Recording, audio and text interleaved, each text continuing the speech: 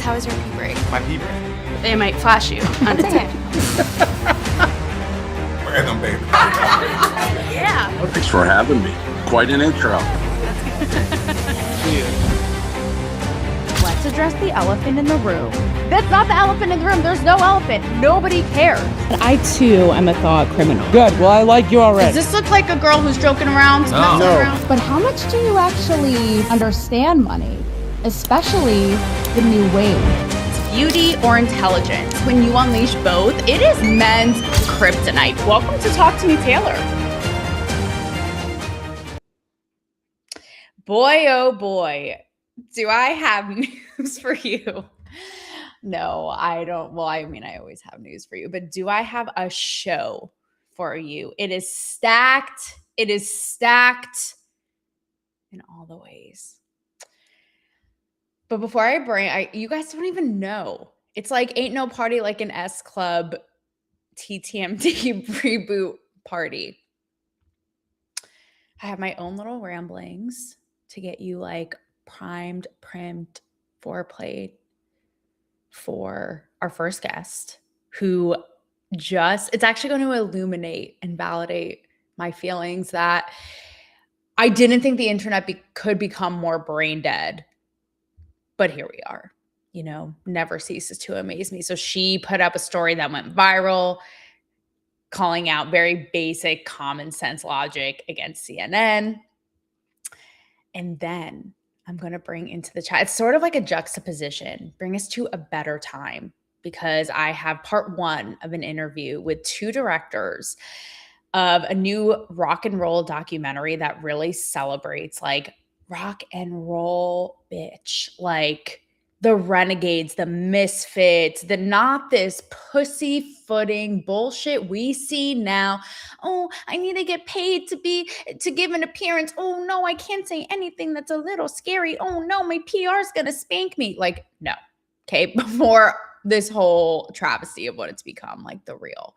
So we're gonna transport you to that time because it's the directors of the doc. And we do talk about like holding up the pure good rock and roll days to, like I said, the sad state of affairs that entertainers, media, all of it has become now. So it's a really fun, blast from the past, like, flux capacitor is up and running.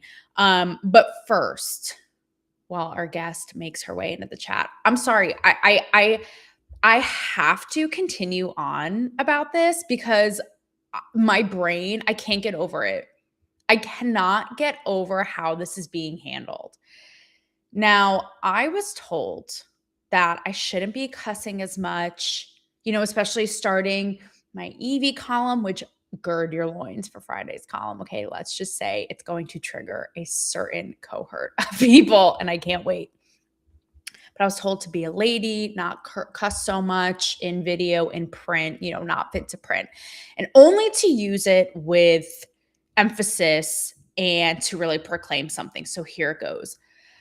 The way that the media has been reacting to the AOC egg freezing journey is getting fucking weird. Like, you guys are getting weird. First, I can't wrap my head around it. And listen, I'm trying to be the bigger person and be above the fray and be above the algorithmic constant mental sumo wrestling matrix that we're plugged into. But when it comes to this issue, I'm trying to be the bigger person. I simply cannot, because it is weird. I don't know why these people are giving takes on something that A, doesn't make sense, and B, has literally nothing to do with them in their lives. It is weird. I could understand from the Megyn Kellys and the Matt Walshes, again, why I thought it was so bizarre, because I was like, you have been screaming from the rooftops for people to embrace motherhood, family, pregnancy, babies, and now like, oh, oopsie, someone doesn't do it the right way, so you're going to come and like beat them over that. Like, what are we talking about? Make it make sense. I came to peace and I came to terms with that, even though I found it completely hypocritical, obnoxious, and out of touch. But then I saw the likes of the free press out here with all of the audacity saying, she's 36 and should if she wants to get pregnant, she should just get pregnant now instead of freezing her eggs. Sure. Okay. Despite someone's political career ambitions, goals, not having a partner, and in this economy, it is fucking weird. Like, I don't understand it. And now, I'm not jerking off the fertility industry or technology, but it's like, it's a different time. If a woman wants to utilize this technology available to us to preserve that hopefulness of a family, of babies, of pregnancy, what use is it to beat them over the head because they didn't meet their husbands at 23? What are we? I'm sorry. Do you want to construct a time portal for them to go in today? For us to go in today? Like, what are we talking about? It's so bizarre. And so I went off on a whole verbal word vomit diatribe to Rob yesterday. You already got part one going up against Matt Walsh when I first heard about this last week. And Rob kind of said to me, and I see Sonni backstage and I'll add her in. I was like, what? It's weird. And he said, Taylor, it's not weird. He's like, this is the algorithmic prison that we're in. It's like people cannot see outside of their sad little tunnel vision to think anything else. And it's so bizarre, no matter how hypocritical, no matter how dense, no matter how stupid it makes them look. And it's like, okay, is this supposed to be some like retribution to feminism girl bosshood? Like, well, this is what happens. Okay, so then you're gonna, if the people I knew or myself potentially who used egg freezing IVS to have beautiful babies, if they actually listened to you, they would have never had them. So then who the fuck wins? Like, make it make sense. It's so weird to me. It's so crazy. Again, I guess it shouldn't be weird given the state of affairs. But the way people are skirting around this issue, asserting this issue, being the end all be all morality police, not wanting to address it, it is weird. It's bizarre. So right on time is my friend and badass, Sonni Abatta. I'm going to bring her. I'm going to bring her here because she had a story not about the AOC egg freezing, but she was a former news affiliate anchor, has a killer podcast, Substack, dedicated base, and has like a working brain and is common sense thinking, and as a mom. So she had a story that went viral, a video that went viral. I'm going to add her here so she can tell her side of the tale. Hi, Sonni. Hey, oh my God, it's so good to see you. Hi. Sonni, we're like the yin yang twins. I was like, I better put the girls out for Taylor. Wait till you see my common sense. Okay, Sonni. So tell everybody in a nutshell what happened and what your takeaway from it was. Like with the video that I posted? Yes. Well, I posted something, I guess it was like a month ago now. I was scrolling through, I was like downstairs making breakfast, a million things at once. And I'm scrolling through and on my regular feed, the CNN anchor comes across talking about how they are not airing President Trump's live address. It was the address that was alleging these election fraud issues. And I was like, oh, that's weird. It's weird for like a news anchor to like be like, we're not going to air it. And here's why. So I got kind of fired up, like just like you got fired up about the AOC stuff. I'm like, this just strikes me as very odd and very demeaning to our collective intellect that we are being protected as a people from the orange man bad words. Like, we're smart. We know the man lies. We can handle that. Let us figure it out. So I just in a frenzy, in a whipped up frenzy, which I don't normally post like this because it attracts a ton of fucking crazy people on the internet, I put together a reel and I said, this should offend you. And we cut right to the news anchor explaining why, verbally holding our hand, like, we think you're too delicate to hear the president's words, but don't worry, we're going to filter it through a team of experts, and then we're going to bring you clips.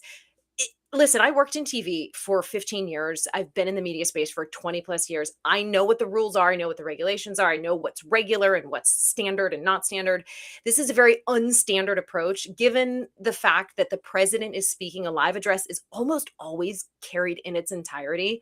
And it just struck me the wrong way, not because I'm president of the President Trump fan club, but because it is a collective dumbing down of our critical thinking skills at a time when we need them more than anything. Please let us practice. So I put this reel together and it got like 2,500 comments, which for me is a lot. I'm not like, I don't get have it. one of those pages. I'm scared to like poke the bear, and it's still getting comment. Like I got a comment today on it, and people are feel very strongly that it was the right decision because we need to be protected from his words. And I have people who feel very strongly that it was the wrong decision for the reasons that I sort of elucidated, which is it's taking away an opportunity for really important critical thinking skills. So yeah, that's like the long and short of it. But yeah. So it's completely, you see this, you're like, baseline adult human level, this is insulting to our intelligence. I don't need to be like, I'm in kindergarten with a CNN anchor holding my hand. We'll decide if this is Right. okay for you to see. So insulting, but which again is common sense. But the fact that you got so much flack for saying that, I think that's the scarier part, right? It's like, people are just out Yeah. here wanting to be volunteering to be Yes. brainwashed? Like, The it's answer is so- yes. The it's answer is we yes. can't You need to, yeah, you think need for to ourselves. peruse these comments. It's like, I'm fine with it. He lies. Newsflash, every politician lies. I will openly acknowledge, and it takes only a person with a functioning set of ears and eyes to understand that maybe President Trump is more of an more of a liar, or more caught in his lies more often. He's a very controversial man. We know this, we understand this. But you got to give us an opportunity as the American public to practice these critical thinking skills. When you're protecting us from what's coming out of one president's mouth, you're setting a precedent that allows the executives in charge of that network to decide, okay, this man is dangerous. We're going to protect you, and we're only going to air it in clips, and we're only going to air it with experts after the fact. The experts. So if And you're Sonny, okay with I don't that with President Trump, Sonny, you please better be okay with proceed. it down the line. I'm getting burned here by like your ray of truth. So, and I at first it was like a third eye, but now I'm just like completely. So please continue, and also like don't mind my pants aren't even buttoned all the way. I like have a fupa because of said almost egg freezing process. But yeah, Oh, I need to hear more about this. But yeah, I mean, that's the long and short of it is, and I said this before, it is very typical in the TV industry to air something like that in full. You have your panel of experts on standby, and the traditional sort of procedure is to let it air, bring in your experts, fact check the hell out of him, criticize the hell out of him if you want to, come against it or in favor of every word that comes out of his mouth. But you cannot chop it up, air only the parts that support the decision you've already made, which is the decision to withhold information. Like, given our algorithm heavy world and how we are so influenced by our individual feeds, we cannot take away the opportunity for people to practice that critical thinking on what I called in the reel and in the story that I wrote afterward is the primary source information. When something happens in a news story, that's the primary source, right? That's the person that something happened to, or in this case, the person that's giving the press conference. That is primary source information. Now, it doesn't have to be objectively right all the time, but as a journalist, that is what you go to and what you dig into, and then what you fact check. But if you take away the primary information and you only decide to give people bits and pieces or air it, and I know they did air it on their website, I believe, live, but when you're making these editorial decisions that they're protecting you from quote unquote misinformation, it gets very hairy because that standard will be applied to a president that you like. I promise you. well, that's the then what thing, happens? right? Like what Right. happens? That's what I explored in my first EV column last week. Is like everybody has an opinion, and then what happens when it's your turn? But What to happens? your And it will be point, your turn. It will be your turn. it will will be be all your of our turn. Yes. But Sonny, here's the thing. I think that you are giving too much credit to I think the public, because the fact that you're like, let's like foster critical thinking. I'm like, where? And I'll No. say this to anyone, and not you find people watching and in the comments, but nothing will show you how dumb people are, like having your own show, which I'm like, wow, Yeah. these people really roam among us. Again, your example, the Candace Owens phenomenon of it all, right? And the spectacle of that debate, again, like as much critical thinking as this piece of paper. And even like I said, the egg freezing thing, something that's so like in my mind benign and common sense, that it's become so politicized that there is really no critical thinking, and these algorithms have made these mental hells for us. Sonny, I don't know, and I mean this honestly, I don't know if and how we get out of it at this point. Like, it's so even like take the egg freezing thing, Sonny. I thought about somebody like my mom, right? Who, when I told her I was doing it, she was like, I think that's great. You've always wanted to be a mom. Now you can just like move on and live your life and not think about it. Sonny, I'm just gonna be honest. She's a Fox News connoisseur. If Mhm, she's listening, like she was so pure, right? mhm, And I'm mhm. going, had I done it after all this, and she was listening to all these conservatives and this and that, I guarantee you she would have a different, like, it's stigmatized, it's weird, it's wrong. And she's a smart woman, but it goes to show it's so far gone. Because it is so tempting to be validated. What these little things have done is create an urge for us to be validated like never before, because it's so easy to get a dopamine hit, right? And scroll through. So now that's all we want. We Mhm. only want people we agree with. We only want things that validate us. And I this is my challenge. And I think you're so right, Taylor. Like this is like an epidemic.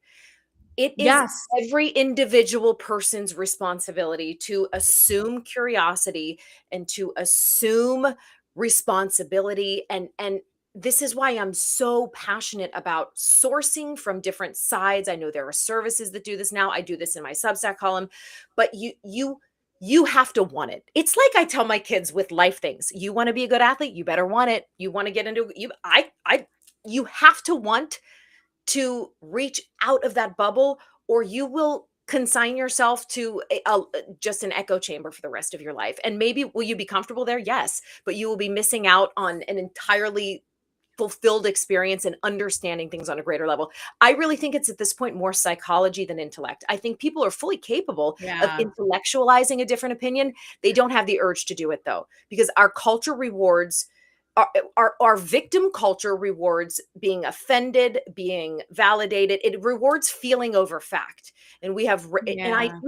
I think cable news was the genesis of this, right? These 24-hour 100. news stations that needed Yeah. content, right? So what they stopped doing was just telling you what's happening, and they brought on, oh, let's talk about this. And the line between editorial and objective got blurred, and then social media comes along and it amplifies. Everything is editorial. Well, it's Almost also like everything is editorial. you only get rewarded both in our business, on social media, by the algorithm if you are a robot. I'm sorry. Like it's pure again, Yeah. I know I keep bringing it back to this because it hits close to home for me, and it's hit close to home a million times. COVID and whatever, a million things. But like this example, I can't wrap my blonde head around it. I'm like, this is so wild to me that people are so dense. And before I let you go, Sunny, something I had Black Grant on.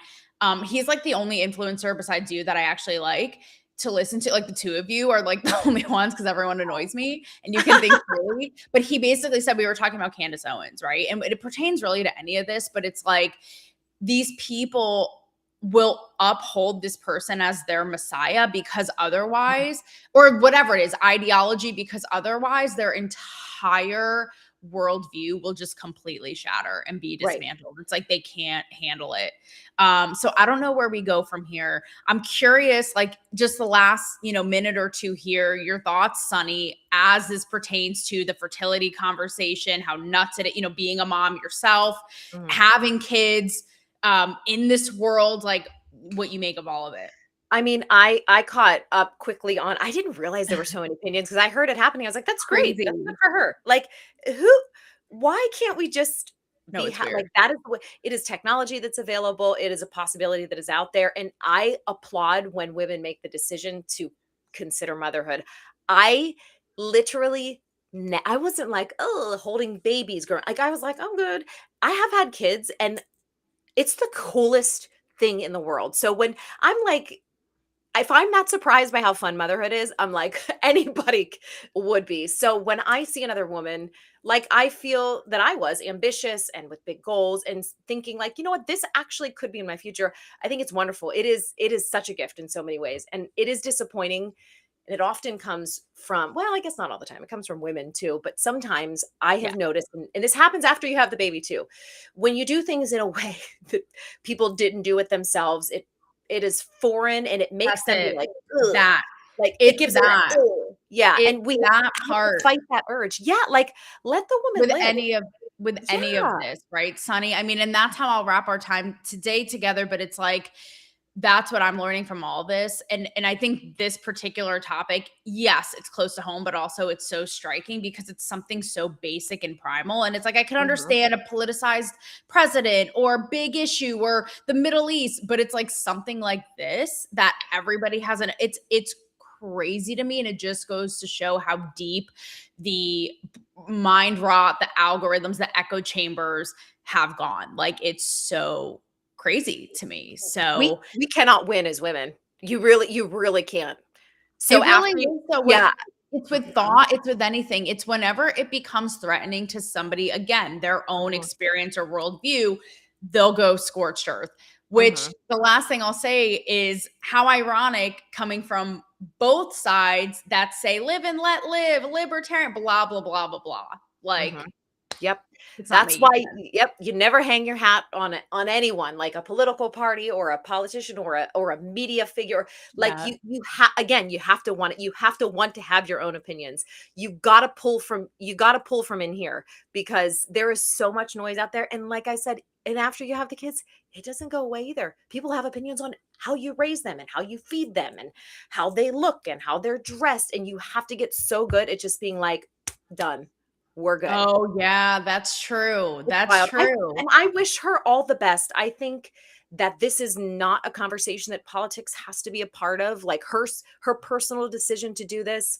I wish her well, and I hope it all works out. I hope it all It's the works out. first time I saw her humanized in my eyes. Yeah. And yeah, with all this, it's like I'm you know me, I'm never the like women are victims, women have it hard. But I see all this and I'm like, man, there's nothing that women and men love to dictate over control more than a woman making, I don't know, her own empowered choices. Like it's wild. It's Sonny, you are the best.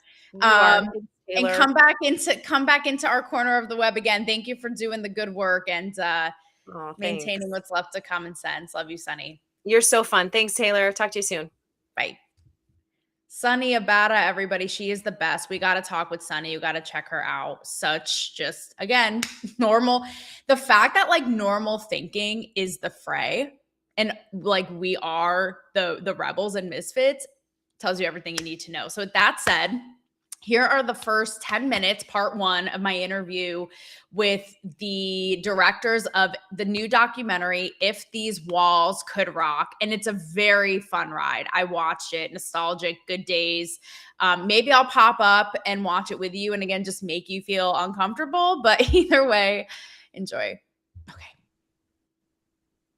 Rock and roll is here to stay, bitches. Well, certainly if these two have something to do with it. I am here with the co-directors of the new documentary, If These Walls Could Rock, with the award-winning Tyler Measom and Craig A. Williams.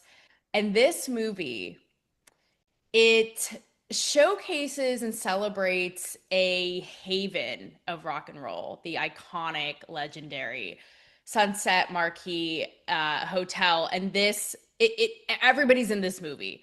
Everyone. I'm going to just name drop a few: Bruce Springsteen, Ringo Starr, Slash, Cyndi Lauper, Sheryl Crow, Dave Grohl, Billy Bob Thornton. You have Kelly Osbourne, Sharon Osbourne. And the hits just keep on coming. So, guys, let's get into this. I'm going to just start with the quiet part out loud. Sex, drugs, rock and roll, the good times, they just don't make them like that. We just don't roll like that anymore. Like these kids, this culture could never, right? Yeah, Why? no, no, no, no, no, Why? no. Why Hey, are we I'm not so doing it. boring? Yeah. I'll You tell look, you why. yeah, go ahead, Craig. Cell phone cameras Cell ruined phone everything. cameras, probably, yeah. Yeah. Look, yeah, there is a mystique. There's a when partiers, rock stars were the Stones. That's what you did. You partied like the Stones. You trashed a hotel room like the Who. It just doesn't happen anymore, and I just don't think people would want that. I don't think the audiences would want that. I think if somebody found out that a contemporary band like Imagine Dragons trashed a hotel room, people would go, well, that's disrespectful. Why would you do that? That's so I wouldn't necessarily say it's part of the audience or the band as much as it is the audience. I went backstage. You hang out with rock stars. I went backstage. I saw Fall Out Boy, and they played a stadium. And I went backstage, and they were doing Sudoku and FaceTiming their kids. And I thought, is rock and roll dead as we know it, as we grew up knowing it? Yeah. I sort of suspect they're doing it behind closed doors. They're just not doing it in public like they used Yeah. to. But Yeah. Damn, it's just we've killed all that is good in the world. Like video killed the radio star, the people killed the rock star, I guess. And The cell phone may have killed the rock. the The cell cell phone phone camera. killed. Yes. And I feel like, as I was telling you guys, so I was a red carpet reporter from 2015 to 2020. And even then it was starting, but I feel like I caught the last of the heyday. But the folks before me, they're like, oh man, Taylor, you missed, like, we'd be at the after parties here. Like, people would just be rogue and really letting their hair down. And now everything is uptight and sanitized and, all of it. And so, I'm definitely bummed I missed it. I will say this. I think part of it is that Guns N' Roses made a whole hell of a lot more money than musicians do now.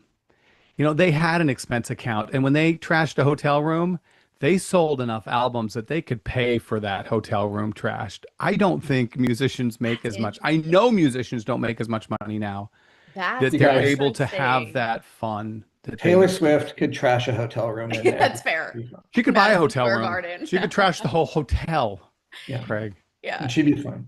You're like, it's really a fiscal problem. But is there, look, I have, and this movie, I watched it last night and it resonates with me on every level because my whole show is about what this movie celebrates, like the true renegades and misfits and, creatively, artistically, intellectually, and not fitting in a box, and like the true liberation that even an establishment like this really represented and fostered. I don't know. I don't know if it's wishful thinking, right? But hoping that there will be kind of a pendulum swing to the other way.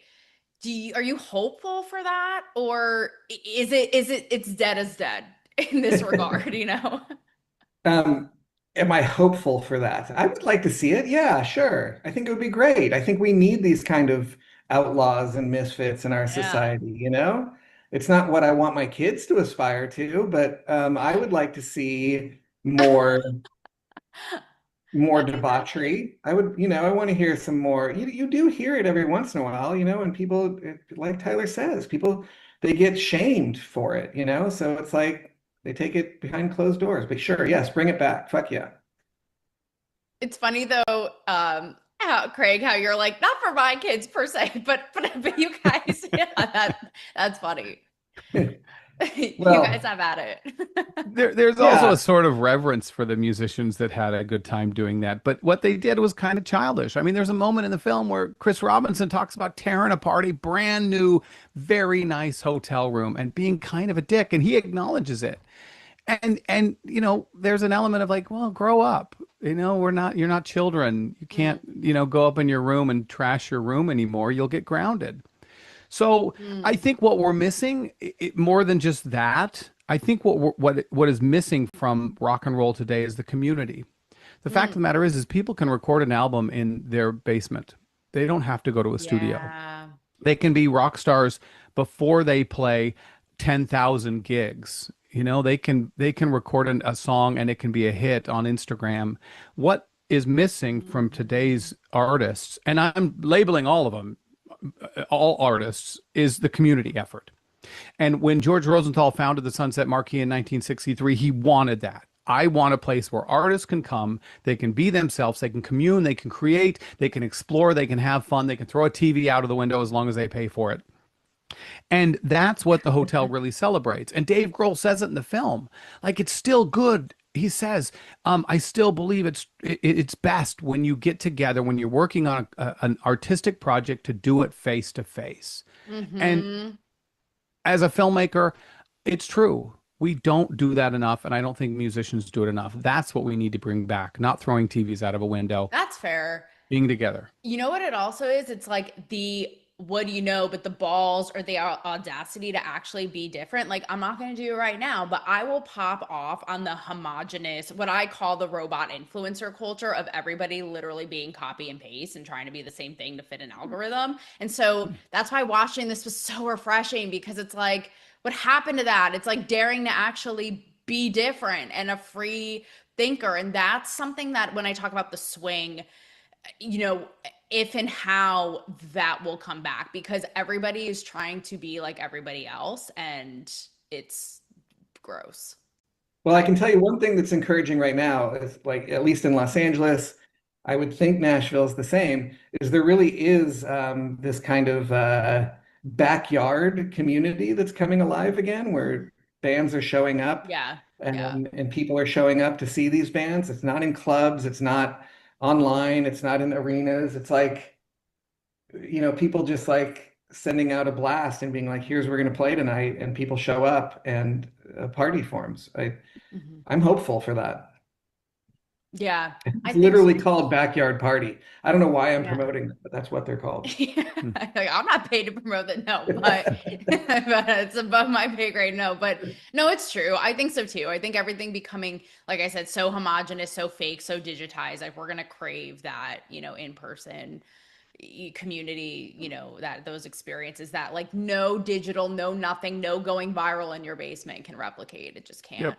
Yeah. Something about this film too that I love is how it inadvertently and sort of peripherally captures like the different iterations of, of course, pushing the boundary, and also even like culture wars. Like, a little tidbit about this I loved is how George, the founder, how he helped Hugh Hefner build the Playboy Club in LA, and then ultimately built this like a stone's throw from it purposely.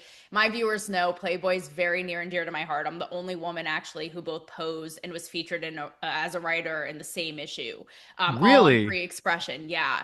So when I Oh. saw that tidbit in the film, I was so stoked.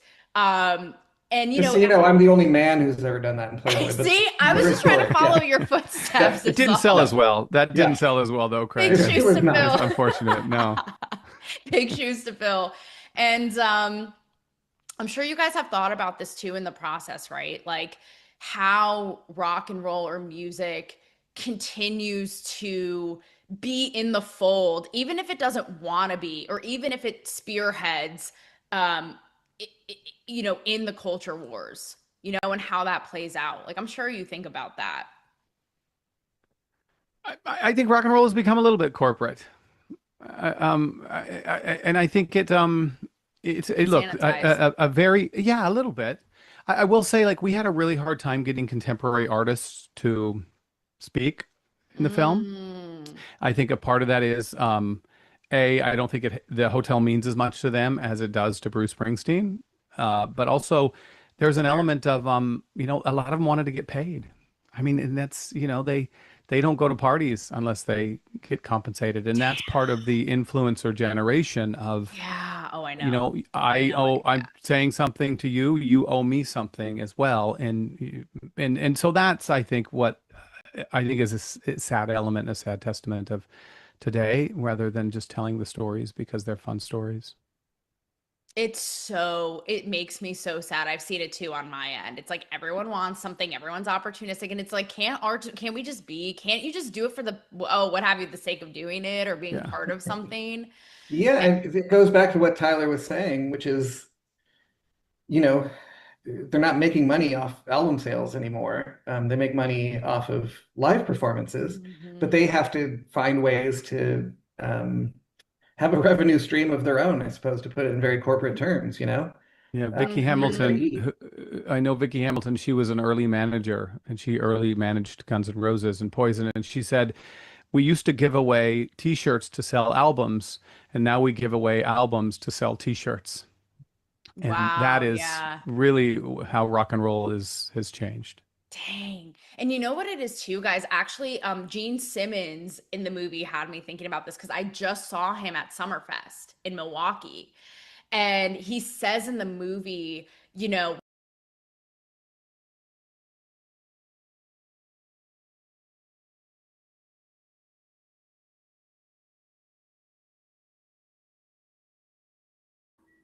all right. So that is a little, I was like, I'm here, Mayday. So that's a first half for you. And I left it on a little bit of a cliffhanger because we start to get into the Gene Simmons story and the politics of it all in the culture wars and where rock and roll fits into that. So just get ready. It gets really interesting. And yes, what they're saying about influencers being so shameless and wanting to be paid for anything, like even showing their pinky finger, I can attest to it. It's just a sad, sad world. So guys, I will see you Friday. I'll be airing part 2 of this. The little cliffhanger there. Evan will be in for that. Could have been an email. And is there anywhere else that you really want to be? Let's be honest. I don't think so. I'll see you there. Chris, how is your pee break? My pee break? They might flash you. Random, baby. Yeah. Thanks for having me. Quite an intro. Let's address the elephant in the room. That's not the elephant in the room. There's no elephant. Nobody cares. I too am a thought criminal. Good. Well, I like you already. Does this look like a girl who's joking around? No. No. Around? But how much do you actually understand money? Especially the new wave. Beauty or intelligence? When you unleash both.